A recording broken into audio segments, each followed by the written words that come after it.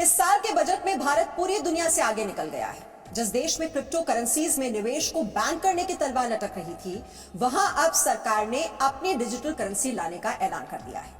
इससे virtual asset class के निवेशकों के बीच उत्साह देखा जा रहा है कि कम से कम भारत में वर्चुअल करेंसी को बैन नहीं किया जाएगा। आज इस बजट का सबसे हाई पॉइंट क्रिप्टो करेंसी बना हुआ है। सोशल मीडिया पर तो ये ट्रेंडिंग इशू बना रहा। खासकर वर्चुअल एसेट क्लास पर सरकार ने 30% की दर से टैक्स लगाने का ऐलान किया है। उसको लेकर आप देख रहे होंगे ढेर सारे मीम्स भी बन रहे हैं। ज्यादातर यूजर्स इस हैवी टैक्सेशन रेट को लेकर तंज कस रहे हैं। कोई यूजर सरकार के इस फैसले को क्रिप्टो निवेशकों को ठगने का तरीका बता रहा है, तो कोई ज्यादा टैक्स दर की शिकायत करता दिख रहा है। कुछ यूजर्स सरकार के इस फैसले के बाद क्रिप्टो में निवेश से दूर रहने की बात भी करते दिख रहे हैं, तो कुछ लोग सरकार के इस फैसले को बिल्कुल भी इन्वेस्टर फ्रेंडली नहीं मान रहे हैं। तो ये तो वैसे लोगों की प्रतिक्रिया है जो क्रिप्टो यानी वर्चुअल मनी में निवेश करते हैं या करना चाहते हैं। लेकिन भारत में बड़ी आबादी ऐसी भी है जिसके मन में तमाम सवाल आते होंगे।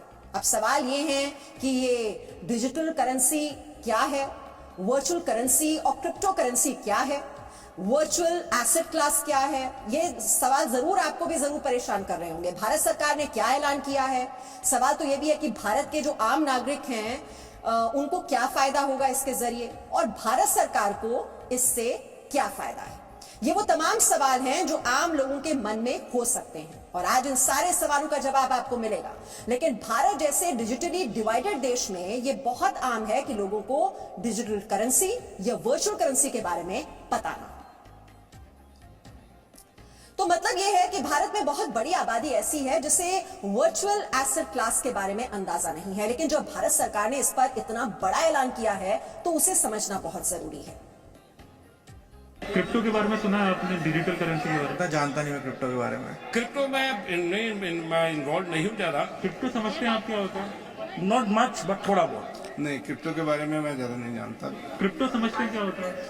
हाँ, थोड़ा बहुत जानते हैं। क्रिप्टो के बारे में आप जानती हैं कुछ? नहीं, उसके बारे में तो आप सुनिए, अलग अलग रिएक्शंस हैं। कुछ जानते हैं क्रिप्टो करेंसी के बारे में, कुछ का कहना है हमने नहीं सुना।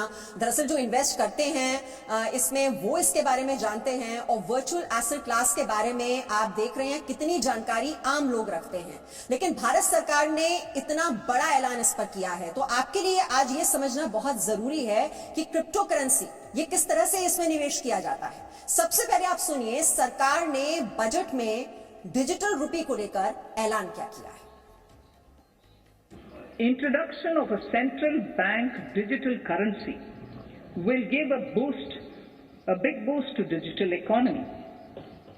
Digital currency will also lead to a more efficient and cheaper currency management system.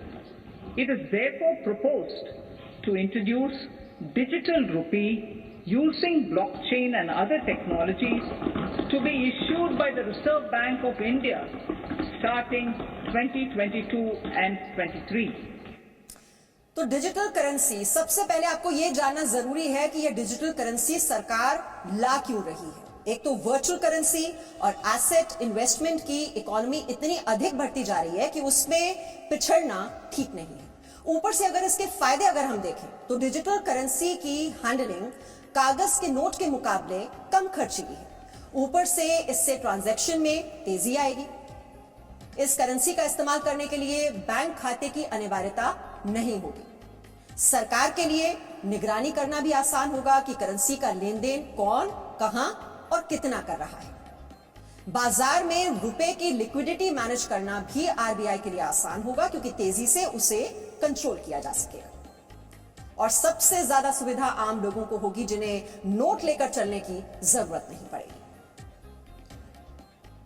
तो भारत का रिजर्व बैंक अपनी डिजिटल करेंसी तो लाएगा, लेकिन अभी जिन वर्चुअल करेंसी या एसेट में भारतीय निवेश कर रहे हैं उस निवेश पर भी सरकार ने टैक्स लगाया है। Scheme for taxation of virtual digital assets. There has been a phenomenal increase in transaction in virtual digital assets. The magnitude and frequency of these transactions have made it imperative to provide for a specific tax regime. Accordingly, for the taxation of virtual digital assets, I propose to provide that any income from transfer of any virtual digital asset shall be taxed at the rate of 30%, 30%. No deduction in respect of any expenditure or allowance shall be allowed while computing such income except cost of acquisition. तो सरकार ने आज दो बड़े ऐलान किए हैं। एक तो ये कि भारत की अपनी डिजिटल करेंसी होगी और दूसरा ये कि वर्चुअल एसेट इन्वेस्टमेंट पर टैक्स लगेगा। भारत में जो वर्चुअल एसेट क्लास के निवेशक हैं वो सरकार के इस फैसले पर क्या सोचते हैं, उनकी बातें हम पहले आपको सुना देते हैं।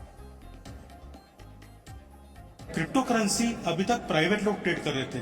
सरकार कह रही है कि हम लोग हमारा करेंसी निकालेंगे और उसमें आप जो भी आपको ट्रेडिंग करना आप कीजिए। तो मेरे ख्याल से लॉन्ग टर्म एंगल से ये बहुत अच्छा मूव है। मेरे ख्याल से one of the first governments in the world जो इस तरीके से सोचना चालू किए। क्रिप्टो गेन्स हुआ आप मुझे दे दीजिए 30%। क्रिप्टो लॉसेस हुए आप उसे कैरी फॉरवर्ड नहीं कर सकते हैं, आप गेन्स के अगेंस्ट भी एडजस्ट नहीं कर सकते। सरकार ने क्लियर मैसेज दिया है, भाई क्रिप्टो हम नहीं चाहते कि आप क्रिप्टो करें। और मैं ये समझता हूं बहुत गलत है, क्योंकि मैसेज ही जा रहा है आरबीआई क्रिप्टो करेंगे, मगर क्रिप्टो में हम 30% चार्ज करेंगे। तो मैं बहुत इसको काउंटर प्रोडक्टिव मानता हूं। हालांकि डिजिटल करेंसी और वर्चुअल एसेट इन्वेस्टमेंट को आज के एक्सपर्ट्स कितना जरूरी मानते हैं और सरकार के इस कदम के पीछे के कारणों के बारे में वो क्या सोचते हैं, उन एक्सपर्ट्स की बातें आइए अब हम आपको सुनवाते हैं। एक्सपर्ट्स क्या कह रहे हैं। आज बहुत क्लियर कर दिया गया कि देखिए भाई, अगर आपके पास डिजिटल एसेट है, वर्चुअल एसेट है, इस पे 30% का टैक्स लगेगा। यानी जिसने भी पैसा कमाया और जो भी प्रॉफिट हो गया उस पे अब आपको टैक्स पे करना पड़ेगा। पहली चीज बहुत क्लियर। दूसरी चीज, अब इसमें ट्रैकिंग के लिए क्या किया, इसने कहा कि भाई अगर आप सेल करते हैं तो 1% का टीडीएस भी जमा करना पड़ेगा। यानी कि जैसे आप हाउस में अगर आप देखें कि सेल परचेज करते हैं तो वहां भी टीडीएस की मैकेनिज्म है। जब भी आप वर्चुअल कोई एसेट बेचेंगे तो 1% का टीडीएस भी जमा करना, यानी कि ट्रैकिंग हो पाएगी किसको बेचा गया, तो उससे ट्रैक मैकेनिज्म बन पाएगा। यानी कि अब ये जो करेंसी है, मुझे नहीं लगता कि इंडिया में उतना अट्रैक्टिव रहेगा, क्योंकि 100 रुपए अगर आप कमाते तो 30 रुपए टैक्स दे देते। इस बजट में उन्होंने कम से कम ये दुविधा लोगों की दूर की कि ये लीगल है या इलीगल है, क्योंकि अभी तक लोग इतना डरे हुए थे और उस वजह से बिटकॉइन के रेट गिर भी रहे थे और क्रिप्टो करेंसीज आपने देखा होगा लगातार लॉसेस में हुई, क्योंकि लोगों को समझ में ये नहीं आ पा रहा था कि ये क्राइम तो नहीं है या इलीगल तो नहीं है और रखने पर ही कोई सजा तो नहीं हो जाएगी। मेरे ख्याल से कम वहां एक क्लैरिटी है।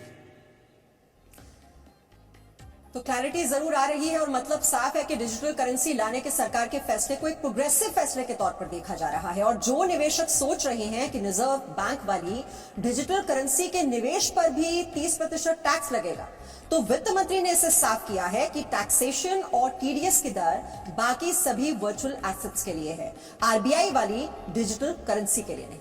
ये फर्क समझिए।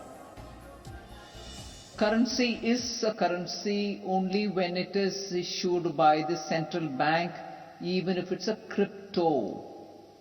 By anything which is outside of that, loosely all of us refer it to be cryptocurrency, they are not currencies.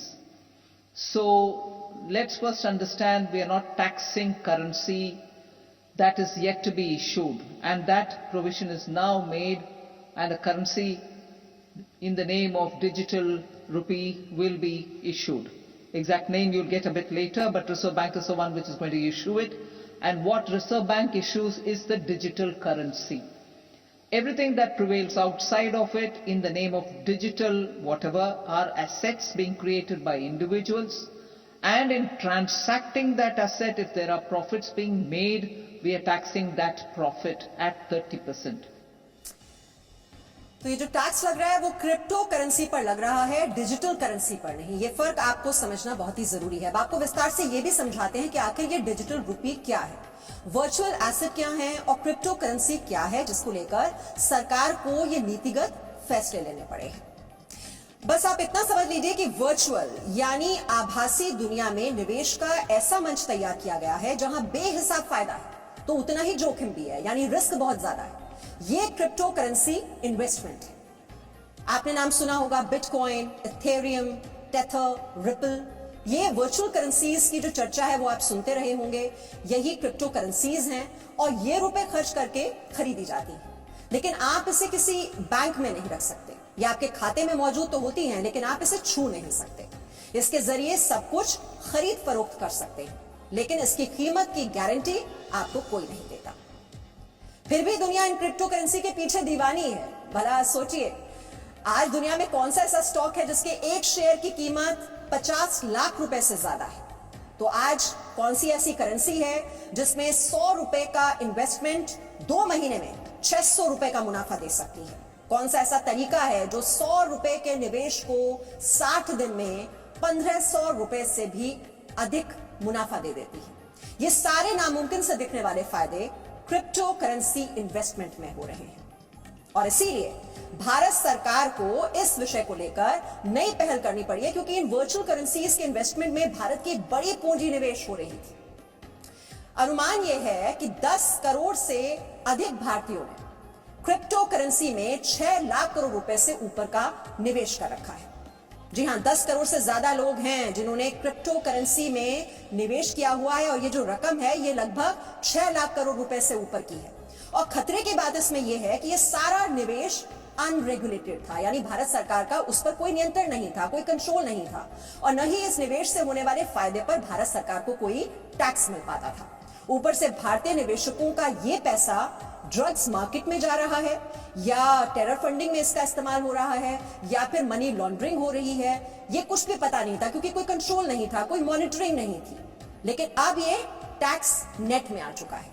इसीलिए इस तरह की जो तमाम चिंताएं हैं, उन्हीं को देखते हुए भारत सरकार अपनी डिजिटल करेंसी लाने का ऐलान कर चुकी है, जो ठीक उसी तरह की ब्लॉकचेन जैसी तकनीकों पर आधारित होगी जिन तकनीकों पर वर्चुअल करेंसी बनाई जाती है। ये भी हम आपको सरल शब्दों में समझाने की कोशिश कर रहे हैं, ये कैसे किया जाता है। क्रिप्टो करेंसी एक वर्चुअल करेंसी है जो भौतिक रूप से वजूद में नहीं होती। इसे क्रिप्टोग्राफी के जरिए तैयार किया जाता है, और इसकी जानकारियां सुरक्षित रखने के लिए ब्लॉकचेन नाम की कंप्यूटर टेक्नोलॉजी का इस्तेमाल किया जाता है। इसमें हर एक ब्लॉक एक खास कोड के जरिए जुड़ा होता है, और बिना कोड के उसकी जानकारी पाना नामुमकिन होता है। तो खास कोड के जरिए जुड़े होते हैं ब्लॉक्स, और इस तरह तैयार की गई एक डिजिटल करेंसी क्रिप्टो निवेश का एक तरीका है। जैसे आप अपने पैसे खर्च करके शेयर, डिबेंचर, बॉन्ड, सिक्योरिटीज वगैरह खरीदते हैं आप, और शेयर बाजार के हिसाब से उस निवेश पर आपको फायदा होता है या फिर नुकसान होता है, ऐसे ही निवेश का एक तरीका क्रिप्टो करेंसी है।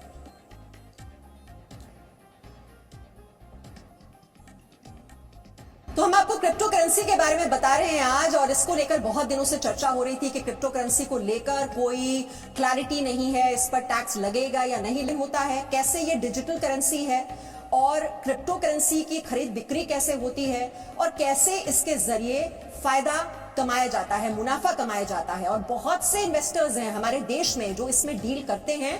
भारत में निवेशक उस खास वेबसाइट या मोबाइल एप्लीकेशन के जरिए क्रिप्टो करेंसी में निवेश करते हैं।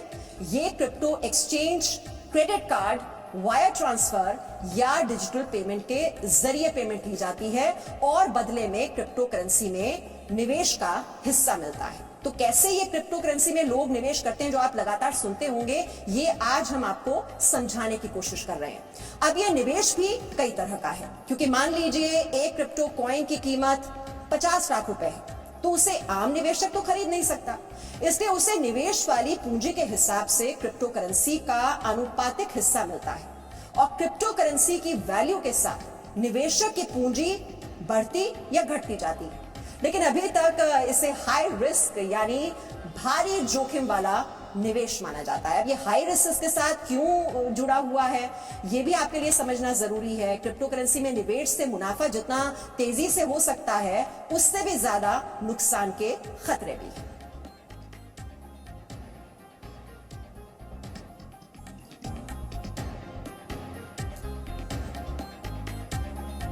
तो हम आपको बता रहे हैं कि कैसे इसमें जोखिम जो है वो बहुत ज्यादा होता है, क्योंकि मुनाफा अगर आपको ज्यादा हो रहा है तो हो सकता है कि नुकसान भी उसी बड़े स्तर पर आपको उठाना पड़े इसमें जब आप निवेश करते हैं।